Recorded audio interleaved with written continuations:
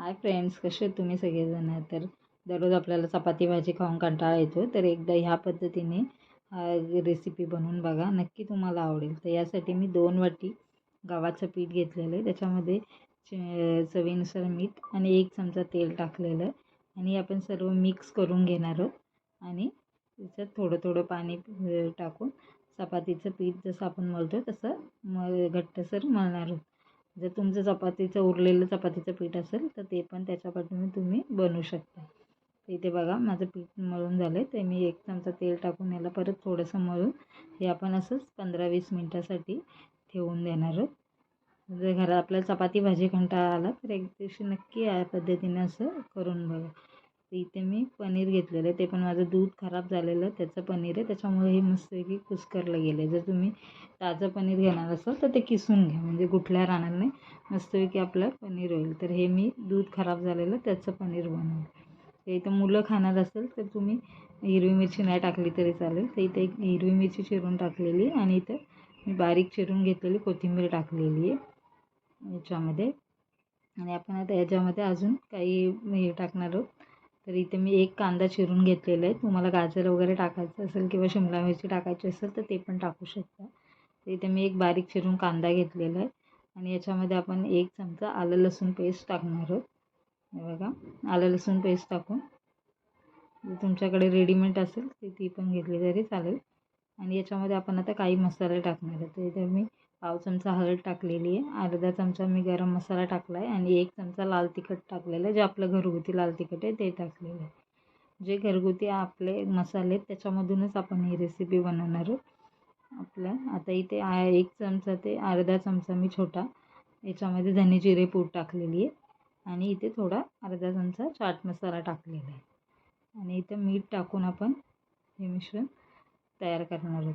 मीठ चवीनुसार जेवढं तुम्हाला हवं आहे तेवढं, कारण जेवढं मिश्रण आहे त्याचं, तर इथं थोडे मी जास्त बनवणार आहे त्याच्यामुळे तुम्हाला जास्त वाटत असेल. इथे मी मीठ चवीनुसार टाकलेलं. जेवढं तुम्ही खाता मीठ वगैरे मसाले तेवढे तुम्ही याच्यामध्ये ॲड करू शकता. दररोज तेच खाऊन कंटाळा आला असेल तर नक्की या पद्धतीने एकदा बनवून बघा. तर आता हे सर्व मिश्रण आपण एकत्र मिक्स करून घेणार आहोत, म्हणजे मसाले वगैरे सगळे पनीरला लागून जाईल, कारण पनीरची तशी तेवढी चव नसते म्हणून. आणि इथे याच्यामध्ये आता बघा मी 2 ब्रेड मिक्सरला लावून घेतले होते आणि त्याचा ब्रेडचा चुरा याच्यामध्ये टाकलेला आहे. तुम्ही पाहिजे तर नसेल तर टोस्ट वगैरे असतील घरात तर टोस्टचा वगैरे तुम्ही मिक्सरला लावून त्याचं पण करू शकता. आता इथे मी आपण हे सगळं मिश्रण चांगलं मिक्स करून घेणार. तर तुम्हाला थोडं ओलं वाटत असेल आणि तुमच्याकडे नसेल तर थोडंसं बेसन तुम्ही याच्यामध्ये टाकू शकता किंवा थोडं तांदळाचं पीठ किंवा कॉर्नफ्लॉवर घरात असेल तर ते पण टाकू शकता. ते बघा माझं मिश्रण मस्त रेडी झालेलं. मी इथं 2 ब्रेडचं पूर्ण चुरा टाकलेला आहे त्याच्यामध्ये. ते बघा छोटे छोटे आपण गोळे करून घ्यायचे, छोटे छोटे असे कटलेटसारखे आपण हे रेडी करून घ्यायचे. अशा पद्धतीने रेडी करून तुम्ही ठेवू शकता आणि याचे पाहिजे तर तुम्ही अशा पद्धतीने कटलेट पण करू शकता. ते मी छोटे छोटे हे करून घेतलेले आहेत आणि मग नंतर आपण हे पुढे जाणार आहोत. ते बघा हे सर्व मी करून घेतलेले आणि नंतर याच्यामध्ये आपण पुढची प्रोसेस करणार आहोत. ही रेसिपी आवडली तर नक्की लाईक, सबस्क्राईब आणि शेअर करायला विसरू नका. आता इथे मी आता चपातीचे जे आपण होते त्याचे मी छोटे छोटे गोळे करून घेतलेले आहेत आणि चपाती आपण थोड्या पिठावर थोड्या छोट्या छोट्या, जरा पुरीच्या मोठ्या आकाराच्या, चपातीपेक्षा छोट्या आकाराच्या अशा मी इथे पुऱ्यासारख्या चपात्या लाटून घेणार आहेत. तर इथे 2 ते 3 मी हे लाटून घेणार आहे आणि मग याच्यामध्ये आपण पुढची प्रोसेस करणार आहोत. कधी सारखं चपाती भाजी खायला कंटाळा येतो तर फक्त त्याच्यामध्येच पण थोडं व्हेरिएशन करून आपण हे असे पदार्थ करू शकतो. मुलांना तुम्ही डब्यात पण देऊ शकता किंवा सकाळी नाश्त्यासाठी पण हे बनवून ठेवू शकता. असं पनीरचं मिश्रण वगैरे तुम्ही एक करून ते फ्रीजमध्ये ठेवलं तरीसुद्धा ते राहू शकतं. जेव्हा पाहिजे तेव्हा तुम्ही बनवू शकता याच्यामध्ये. तर आता हे बघा मी चपात्या लाटून घेतलेल्या आहेत. त्याच्यामध्ये मी 2-3 अशा लाटून घेतलेल्या आहेत चपात्या आणि याच्यामध्ये जे आपण पनीरचं स्टफिंग बनवलं होतं ते ठेवून देणार आहे बघा. आणि साईडला मी इथं थोडंसं पाणी लावून घेणार आहे कडांना त्याच्या, कारण ते चिपकण्यासाठी. त्यासाठी मी थोडंसं पाणी याला कढईला लावून घेणार आहे. तुम्ही ब्रशने किंवा हाताने वगैरे असं लावू शकता. आणि इथे बघा मी थोडंसं पनीर टाकलेलं आहे. जर तुमच्याकडे पनीर नसेल तर नाही टाकले तरी चालेल. आणि वरून थोडेसे मसाले टाकले, त्याच्यामध्ये काळी मिरी आणि थोडे चिली फ्लेक्स टाकलेले. मुलांना असं चटपटीत खायला आवडतं म्हणून त्याच्यासाठी चिली फ्लेक्स आणि काळी मिरी टाकलेली आहे याच्यामध्ये. आणि आपण आता हे बंद करून घेणार आहोत. तर त्याच्यासाठी थोडंसं साईडून आपण यांना पाणी लावून घ्यायचं आहे थोडं, कारण कडा वगैरे निघायला नको याच्यासाठी मी इथे पाणी लावून घेणार आहे. तर इथे बघा थोडं असं पाणी लावून घेतल्यानंतर आपण ही पुढची प्रोसेस करूया. ब्रशने मी थोडंसं पाणी लावून घेतलं. तुम्ही पाहिजे तर चमच्याने किंवा हाताने पण लावू शकता.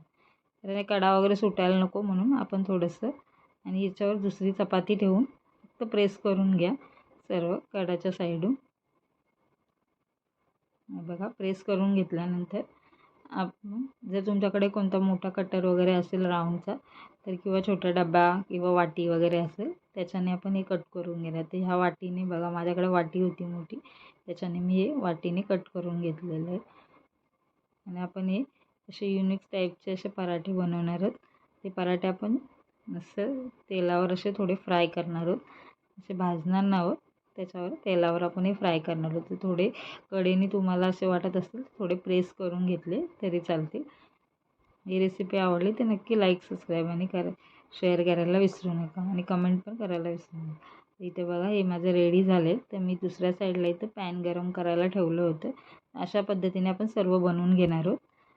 पॅन गरम झालं, त्याच्यामध्ये फक्त 2 चमचे तेल मी टाकलेलं आहे. मला तूप वगैरे किंवा बटर टाकायचं असेल तर ते पण टाकू शकता. आणि मी हे सर्व फक्त साईडून एकत्र सगळ्या पॅनमध्ये पूर्ण पसरून घेतलेलं आहे. आणि याच्यामध्ये आपली हे टाकणार आहे आणि मंद गॅसवर आपण 1-2 मिनटं याला शिजवून घेणार आहोत. तर मंद गॅसवर शिजवल्यानंतर आतमध्ये मस्त क्रिस्पीपणा पण येईल आणि आतमध्ये पूर्ण शिजून जाईल. ते बघा 2 मिनटानंतर मी याला पलटी केलं आणि परत आपण 2 मिनटं याला शिजवून घेणार आहोत.